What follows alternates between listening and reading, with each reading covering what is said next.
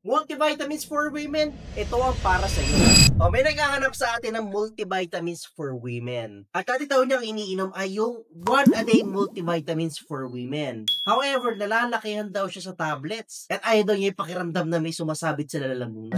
O, tamang-tama. Ito, meron kaming stock nga ng 1-a-day multivitamins petits for women. O, pakita ko yung actual product sa iyo. Ito yung actual product, nakabox siya. O, pakita ko din yung itsura ng bote at yung tablet niya. Yan. So, this is 50% smaller compared sa regular 1-a-day multivitamins for women. Ito nga, meron kami side-by-side comparison picture ng 1-a-day multivitamins and 1-a-day multivitamins petits for women. Yan.